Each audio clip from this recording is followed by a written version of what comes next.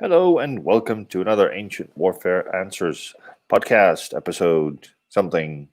I'm not sure which number we're on something very high because we're doing a weekly podcast now, so it goes really quick. I am Jasper Orthuis. I'm the editor of Ancient Warfare magazine, and with me is Murray Don. He's the assistant editor. Before we go on to the question, I just wanted to let you know that if you're interested in supporting us, you can do so on Patreon, patreon.com/Ancient Warfare Podcast. And you can combine your support for this podcast with a subscription to the magazine. It's really easy. And you can ask us questions. And one of the questions we've been asked is, how did ancient battles start, Murray?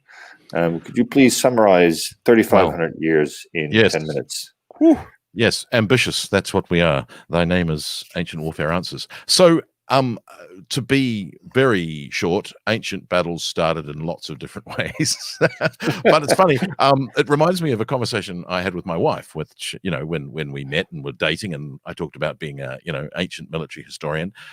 She was always pointing out that if women had been in charge, they just would have, talked it out, and all this idea of armies led by men marching around and fighting each other, just how nonsensical it was. Whereas, as an ancient historian and as an ancient military historian, it's like, but that's my whole raison d'etre.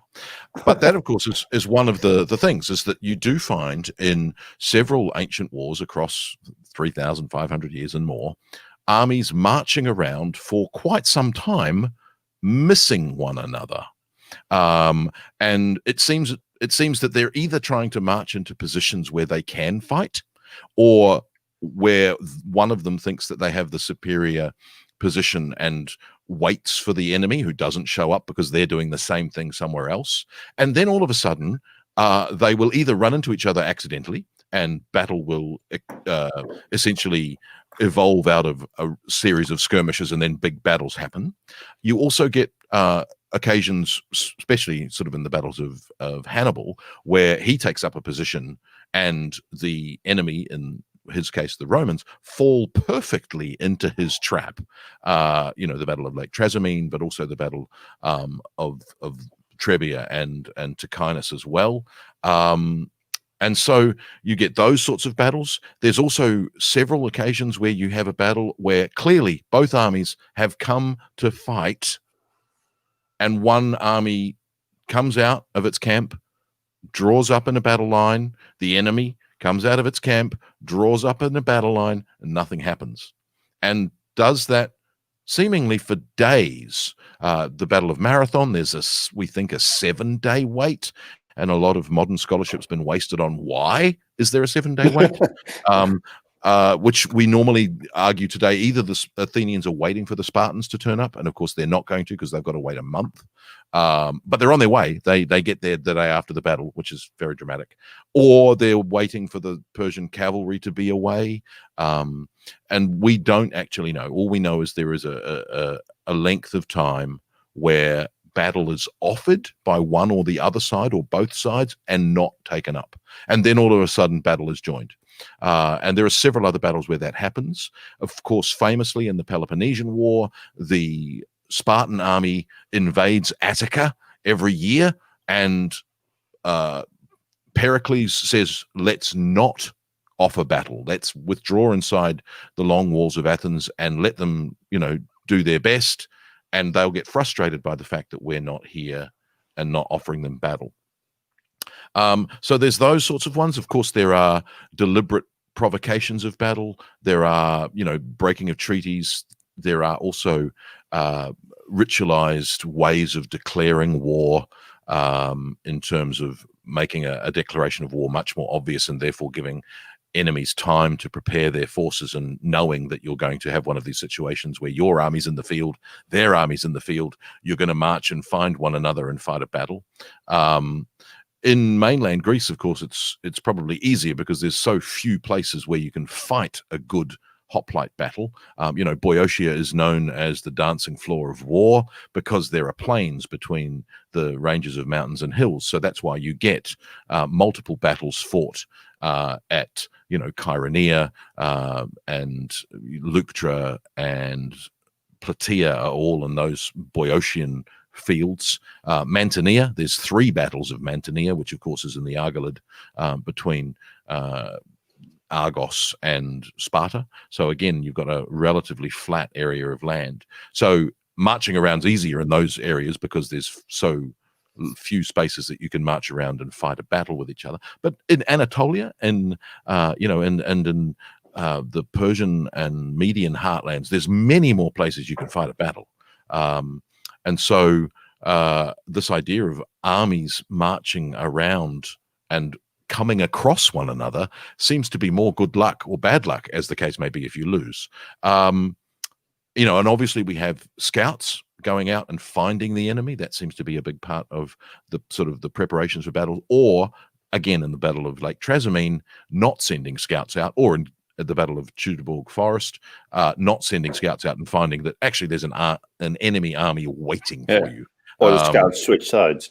Well, or the scouts switch sides. You're relying on scouts recruited locally who know the terrain and who actually also work for the enemy. And so therefore you get, battle comes to you, unfortunately, as opposed to you finding battle. So there's all of those sorts of things. Of course, battles start as well by the breakdown of negotiations, that you find that armies are in the field and the expectation is that there's going to be a battle. Both sides are prepped for the battle. And then there's sort of, a series of negotiations between commanders and hostages are given, and then battle is avoided and a treaty is made.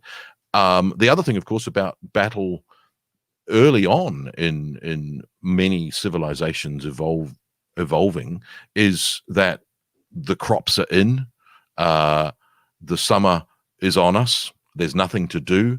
Again, what you find is that men with time on their hands are just going to get up to mischief at home. So sending them off to train and or join the army and go and campaign for that short season to come back to sow the crops is again something that seems to be common.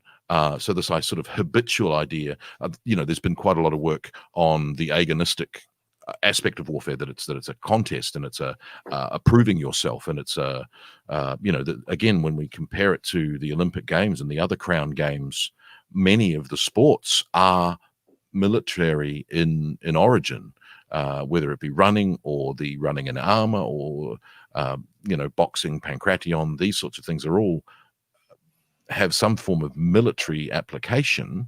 And obviously being prime athletes, you're going to be better at war, and there's again there's arguments that the best athletes of a particular city are selected in the elite units of that city. There's one story that the Hippace at Sparta is made up of its victors in the crown games, and other cities too, in Magna Graeca in Italy as well. So this idea that it's just you go out and you prove yourselves, and that the battles are fought, they're relatively light in terms of casualties. So this idea that it's kind of mutually agreed that at a certain time of year when there's nothing else to do, the crops are in, we haven't sown the next lot yet, let's go and fight. And so it's kind of a season of war, and they go out and they prove themselves that they are manly, and they come back and they tell stories about how manly they were. Which is very, very odd. But again, when we start to look at later history, that continues for a long, long time. And even as these civilizations evolve, you start to get battles later and later in the season. And then, of course, you get armies in the field over winter, and even very early on, obviously, the Trojan War being a 10-year siege. And that idea also is an interesting one, because the idea of battle starting by, where the Trojan War, the siege of Troy is not a circumvallation of Troy. They don't build a wall around Troy. They don't assault the walls with engines. They basically come and they make a Greek camp in Trojan territory, which is a provocation to, we're here in your land, what are you going to do about it? And so there's that idea of, they're going to come out and they're going to fight you. So that's another way that battles start. And there do seem to be many battles where there's a provocation of, well, I'm here. And of course, Alexander the Great invading the Persian Empire is very much a matter of that. And of course, he spends more of his time marching around the former Persian Empire as he conquers it, not meeting Darius than he does fighting Darius. And obviously he fights Darius twice, at the Battle of Issus and then at the Battle of Gaugamela. And that is another one of these marching. Alexander is making a systematic march down the coast of Syria, gets beyond where Darius is, and he doesn't know where Darius is. Darius somehow gets behind him, which is a remarkable piece of countermarching by Darius, which people normally ignore because he loses the battle that follows.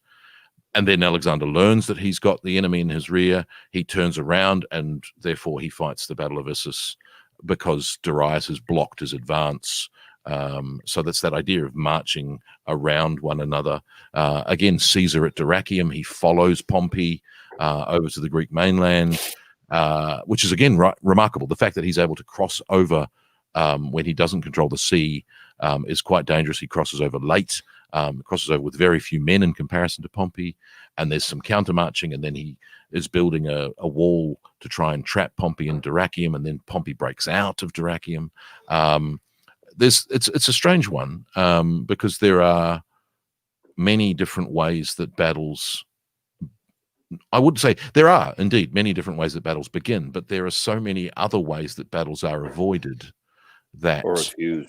or refused, and that there's an eventual, oh, all right, then we'll fight a battle, or there's now we're ready, we know that the allies are coming, or the allies aren't showing up, let's fight anyway, or the subterfuge, well, we know that the units in your army are going to betray you now because our negotiations have happened. So there's so many of those variables at play that it makes all of those sort of machinations really quite remarkable to study. And it's why looking at battles that were fought 3,000 years ago, you can still look at them with fresh eyes, because you can come across new, not necessarily new information, occasionally new information, but often you can find new ways of looking at things and new ways of reading texts that allow you to examine how battles start in an entirely new way.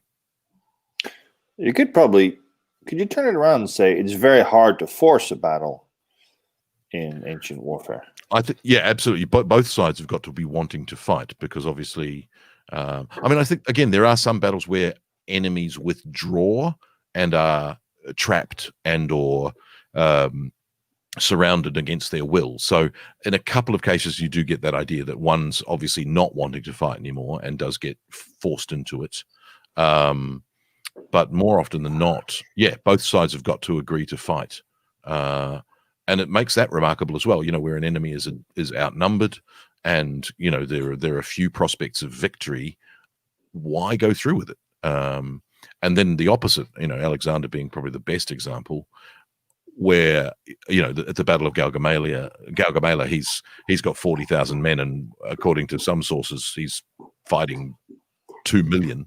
But he comes up with a plan that will allow him to win victory on the morrow, which of course he does, which is even more remarkable. So I think that there's, that of course brings into the idea of the quality of the troops you're using and the confidence of the commanders and following through a plan that you've made. So yes, I think it's right that both sides have got to agree to a battle. But when you start to look at it, if you think about the futility of war, then why? That's very nicely way closing the circle there. Thank you. Lovely.